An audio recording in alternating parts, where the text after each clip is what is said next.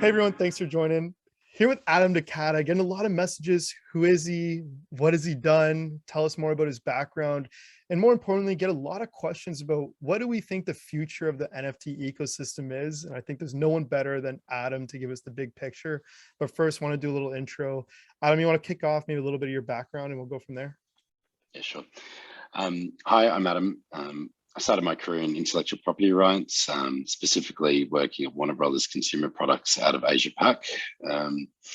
Yeah, at the time, I didn't probably realize, but working with properties like DC Comics and Harry Potter, one, obviously, I'm a huge Harry Potter fan, and had the privilege of seeing how an IP could be worked across multiple different marketing initiatives, and like the other part was that something like Superman, which the S Shield itself defines empowerment, and has lived way beyond many generations, even though the last three theatrical movies at the time had been super poor. So a multifaceted approach on IP has always been ingrained. And I left Warner Brothers and started a company called Run It Wild, and we're inspired to continue to bridge the gap in terms of strategic direction around IP usage and how that would be applied to add value to fans.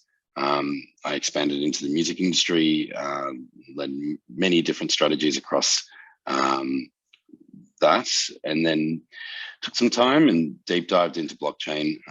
I'd always been interested in crypto, but never a day trader. And at the time, at the start of 2019, it took a few months to recalibrate after an intense nine or so years at the time. And yeah, I think, I deep dived in and out, and had that luxury of time to do so, but the resources just weren't there. And the resources weren't there about what is a non-fungible token, what it actually meant in terms of trailing commission. And I just found myself at a really great time when everyone was exploring and learning. And it's not too different from today, even though it's a 2.5 year gap. Tell me how Because Decentraland comes up. So you're doing this deeper dive. Number yeah, one, what totally. made you kind of attracted to Decentraland, and then also to kind of add to the titles. I mean, you're the current head of partnerships at Decentraland. Walk me through even like what that looks like for people that are like, whoa. Yeah, like the Wild West doesn't rest really. So time has flown by, but I've been there now 16 months. And I was talking to Sam, who was the community manager, but now is the creative director at Decentraland, about how IP could enter the space. And that part of my learning in terms of blockchain and relevant smart contracts was probably 6 to 7 months in at the time. So I feel like I was trying to grasp where the utility and benefits that everyone speaks about, and what true benefit would have out of just digital scarcity of owning an NFT. And I came across Decentraland. It clicked about Mana because I'd seen that prior in just my casual looking over the crypto markets, and deep dived into their white paper and sort of started to really have a number of penny drop moments about how this would engage users, add value to users, explore, and fast track to now, in the most romantic way possible. I think virtual environments really help educate those about whatever this definition of Web3 is today. Like you need to connect your wallet, it reads what's in your wallet, and then you can get access, utility, and benefits to different things within the platform. You can collect things, you can trade them. Other things that you own in your wallet can interact and give you access to a music performance. I know that you're a big NHL fan, so imagine that you could stream your favorite team and you could go to the virtual arena, for instance. But if you didn't have that particular NFT that allowed you to get in, you wouldn't be able to get access. There's no way you can jump over the fence. There's just no way you can do anything else. But these gated experiences became possible, and they're these little minor penny drop moments that then have been able to embrace onboarding all the different brands that we've been able to have the privilege of interacting with. So give me and love where this is going. Give me a little bit of background. So like what, the head of partnerships, like what does that look like? Is it brands approach Decentraland, you bring on brands. Like, walk me through kind of how that role kind of works and how it's evolved over the past, year. Strategically, well, in a romantic sense, it would be that there would be more time to do more outreach. But the reality of it is that the inbound is just so intense, and intense in the most like intense in the way that there's just an like the overflow is just there. It's surplus amount, and it's with the largest of brands and IP in the space that are wanting to engage and sort of start to understand what can be possible.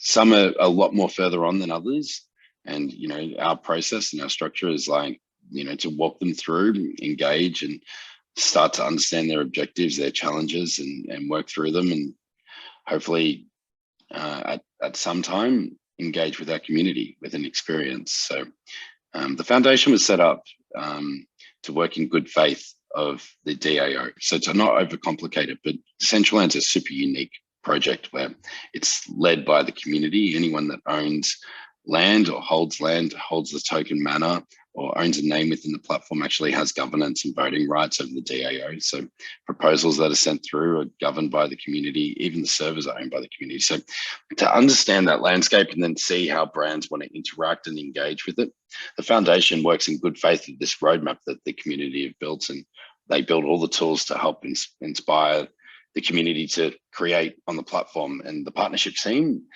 is there to bridge that gap of knowledge and understand how then they can play within the ecosystem and make sure that they can Do you want to work through mention ways some to of the deploy. brands that you've worked with and kind of came in through that inbound? Yeah, like a 250-year-old auction house like Sotheby's was, something that at the time was one of the first. So, in terms of just partnerships that we'd onboarded. But, from there, Coca-Cola Global, Samsung Global. We've had, experiences with Unilever and Rexona as a metathon, the Australian Open, and, a 14-day tournament to, a number of others from, music events with the largest of music acts like Dead Mouse to Paris Hilton.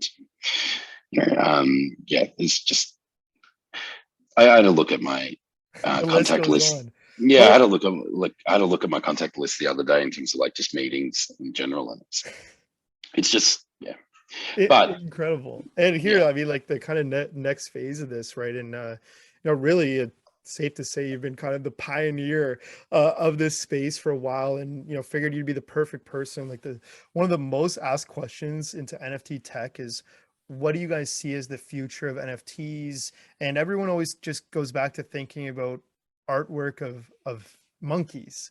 And so figured let me throw it to you, and maybe you can explain what your vision of NFTs are, whether it's in 6 months, 6 years, 60 years, whatever.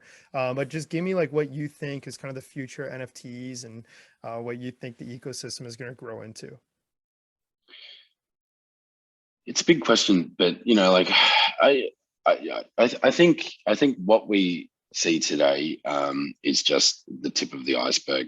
When people see glorified memberships, I see ways that the Ethereum blockchain can be totally interoperable across different virtual environments to physical events to other parts. So um, I think the use case today is a scarce digital asset. I think naturally that will exist in the future in that model, but the way that added value can be put through and the way that that can be connected will be very different. I think there's true friction points with digital wallets, and there's not too much time before people won't even know that they have a digital wallet connected to, um, you know, their browser to their mobile phone, what they collect and how they trade. Building and developing in the now just shows that I think a lot more people will understand about decentralization and this utility that keeps being brought up. I mentioned gated experiences and other parts. This is seriously just the tip, but it needs more time. But it's super exciting. I think right now maybe people see a volatile market where I see just a lot of different people building and exploring in real time can be daunting for a lot, but some true gems come out, and it doesn't just rest with an ape with some form of attribute that makes it unique and one of a kind. And I think, yeah, I think it can come from the fact that brands and IP entering can bridge that understanding for their communities and fans to why digital ownership and verification matters. Yeah, we'll see with technology development in general over the time. Do we need the smartphone to the internet to bridge it? I think there may be something that can definitely help spike more interest. But the sustainable outlook is that building and creating in the blockchain, it will exist, and I can't see anything that people won't have to deal with either Ethereum or its layer 2 protocols. It's interesting, people, they hear metaverse, they hear NFTs, they think Ready Player One, they think these, bored apes. And really, you take even a little deeper dive, and you're already seeing NFTs being used in so many different industries. It's just like you said, the tip of the iceberg. Of course, gaming, a huge one, but you're seeing carbon credits, you're seeing all sorts of other industries as well. Anything you would kind of add to that? Like I said, everyone's exploring in real time. I think like one of the most interesting use cases was even like the Barbados embassy. So I worked on a very close opportunity with them, and they were talking through like metaverse treaties and what that meant for their government, and how that could then be deployed in virtual environments that could give and build their network and their trust and their treaties through that. There's so much to be explored. You mentioned, Jason, virtual gaming, and like right now, a gamer just doesn't see the value in digital ownership.